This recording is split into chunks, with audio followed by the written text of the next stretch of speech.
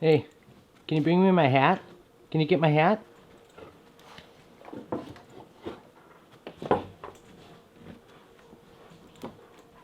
Thank you. Oh boy.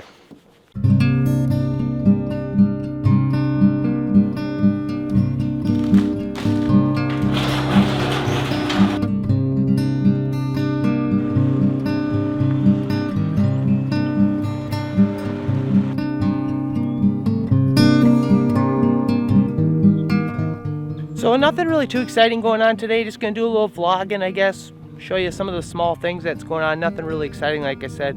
My wife's running down to her grandmother's house. She goes down every couple weekends, helps her out with some different chores. One thing I've been really wanting to do is go down there with her one of these weekends and sit down and interview her. That's something I would suggest thinking about if you haven't. Someone did that with my grandfather. My uncle basically sat down and interviewed him. He passed away when I was about 4 years old. And it's really nice to be able to go back and watch an interview, get to know him a little bit as a person, see the things that made him tick, got him excited about life, something really special. And a lot of times you don't think about that stuff until either someone's gone or they're on their deathbed or they're starting to lose their mind, and it's really a good thing. Plus, you know, she's seen a lot of stuff. She was probably in her early 20s or something when the war was going on and stuff. So she got to experience a little bit of the Great Depression, some pretty big historical events that had happened here in the U.S., and be really fun to sit down and interview her. And if you haven't thought about doing that with someone that in your life, you know, I've thought about doing my parents and my wife's parents and stuff, because you just don't know. So anyways, today's a little bit of a random vlog. I'm under strict restrictions on not doing anything in the garden. My wife loves doing that type of stuff. We still got more potatoes again. I want to get onions in, and we're still a little ways away from getting all the main things in the garden. You know, actually, let's go run back inside real quick. I'll show you guys our seed starter stuff, and I also wanted to show you guys a little bit of the chicken hatching experiment that we had going on, how that went, and yeah.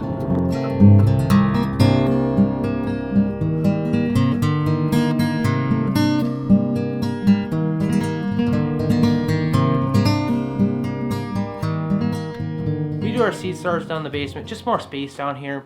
We have a permanent area that we always do every year. We have some white hooks that sit up in the ceiling. They're white, so they blend in pretty well with the white ceiling. And then we have chains on our lights that we can hang and then adjust the heights and move them up and down as needed. So these Amish Pace, which is an heirloom variety, it's our first year doing these. These things are really taking off. They're doing so well. I'm amazed. We started these seed starters about a week ago. Usually they say 7 to 14 days for stuff to start sprouting out. And these things have just taken off. I'm just really amazed with them. We don't do a lot of stuff indoors when we start seed starters. It's usually those items that like the hot weather. Since we're here in Minnesota, we do get some hot weather, but we just don't have a very long growing season for that type of stuff. So usually the items that we start inside are things like peppers and tomatoes. There's a lot of different things that they recommend starting inside, like cucumbers is one. We've never had a problem with cucumbers. Just those items that seem to like a little bit more of that heat. So we do like to do our seed starters in like those little pods or something that we can easily separate them, because we usually, like we have going here, we have a couple different varieties. We like to be able to have the flexibility. We basically build a chart. Sometimes we have to go back and update that chart. Usually we do it in pencil because we have to shift stuff around. There's certain plants that seem to take off. So you can see like our tomatoes are doing quite a bit better here. We're gonna have to be starting to move the light up and being able to kind of put stuff that are all around the similar height so we can adjust. Light is another big key thing. Having a couple lights, we have 2 lights that we hang here, and we can adjust each individually as we need. And the reason for that is a lot of times you get a certain plant that starts getting up quite a bit higher than the other. The light's got to come up, and those other ones really got to stretch for some of that light. And then you end up getting these really stringy looking plants, and they just don't transplant well. They're not a very good healthy plant to put in the ground, and they tend not to do very well, if perform at all. So just in case you're wondering, we usually run that light, I don't know, 16, 18 hours. We get up in the morning, turn the light on just before we go to bed, turn it off. There's certain vegetable plants that like to have about 8 hours of dark. So that's part of the reason we do that. I've heard other people, certain crops, they'll run the light quite a bit longer, and they can help speed up the growth on their plants a little bit. But let's go take a look at the chickens.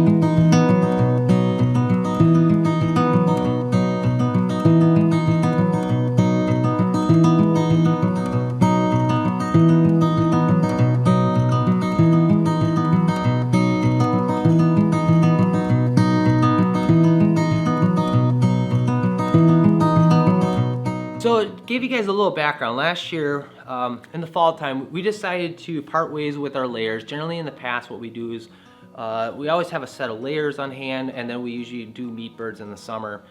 And the layers were getting up to that point where they're not quite, we didn't want to feed them to the winter. They were right around the 3-4 year mark. Their egg production really started slowing down. So we decided to part ways and make them into stewing hens, use them for soups and broth and stuff. And we decided to keep a handful of the Rainbow Rangers, which are like the meat birds that we usually raise in the summer. Actually, last year was the first year we did Rainbow Rangers. Really like the breed a lot. They actually produce eggs pretty decent. Very docile bird.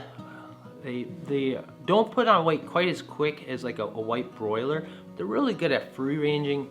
They just seem like a little bit of a healthier fit, or something we personally like a little bit better. I know some people have had great success with white broilers. We've had some good years and some not so good years. Definitely a little bit of a learning curve with those.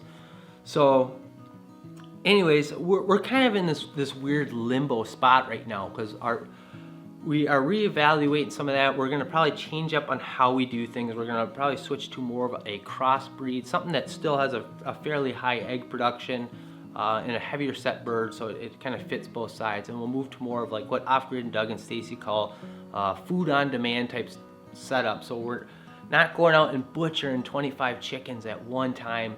It's really a daunting or an all-day process a lot of times when we do that. So we're hoping to move to a little bit more of a spread out type thing. But with that, I think there's gonna be a learning curve, trying to figure out how to balance and keep our flock at a proper size, something where we're still getting decent eggs. We have several chickens in there, maybe a little buffer space in case there's a predator or something that attacks. We have lost chicks to coyotes and hawks and stuff at times, so sometimes your flock fluctuates. And so it's gonna be a little learning curve with that. We're gonna have to do a coop rebuild. And I don't think that coop rebuild is gonna happen this summer. We're planning on building a larger coop, basically with a false wall, or maybe a couple false walls in there. So we can shrink and expand the area in there, so that way we're not having to run a heat lamp in the winter, or run it a lot less. You kind of get it dialed in, so you don't have to run the heat lamp, I guess, in some ways. So we like to get that built, but that probably won't happen till the following year. So we're kind of in this limbo spot this year. We're going to do these Rainbow Rangers for this year, and we need to get stuff hatched out. And with that, we decided we would just do a test run, because this is our first time ever incubating chicks. And I know there's a lot that goes into it, trying to make sure you get your temperatures really dialed in, and then you control the humidity quite a bit. Like the first couple weeks, you run it at one level, and then you bump it up the last 3 days pretty much. And we knew there was gonna be a learning curve to go with that, and didn't want to put 24 chickens at risk. That's kind of the max, I think, for our incubator. So we did a small little test run here, and that was around the time when we collected these eggs. It was still getting really cold pretty quick out there. There was 2 eggs. I was questioning whether I caught them in time or not, but we threw them in the incubator to find out. And sure enough, about 7 days in, we started doing some candling. Realized that 2 of the eggs, 2 of the 4 were not going to make it. The other 2 did. We got woken up one night at about 3 in the morning with the chick that came out. He just seemed to fight his way right on out. The other one started poking its way out, but it took about 24 hours, or maybe even a little bit more. It was just a real slow moving process.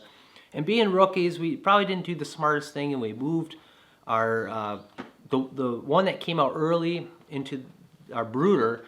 And when the other one finally had dried off and everything started getting a lot more stronger, we put it in with the other one, and that was later in the evening. And like I mentioned, this breed seems to get a little aggressive towards each other. Well, sure enough, the other one kept poking away at the other one. And we didn't want to go to bed to wake up to potentially a chick that got mangled by the other one. So we decided to separate them for the night so we could just keep a closer eye on them. And we ended up putting it back into the incubator, and I just took the tops off the feeders. So usually there's like little mason jars on the ones that we have, and I took that off, which then leaves a big open exposed area that chick could fall into. And I didn't put marbles. Usually you can put marbles or rocks or something in there so the chick can still drink, but they can't fall in there and get too wet and get too cold. And I think that's what ended up happening, because the next morning we woke up and that chick looked like it didn't make it. So it was a little bit of a hard thing to face. definitely a lesson learned there, and the good part was it wasn't several chickens that were affected at the time. So in the end of our test run, we ended up with one little chick, and now we got the adventure of trying to figure out how to mix that in with our flock once it finally gets up to around the size of the other ones. So I'll take you guys in real quick and we'll go take a look at this little guy.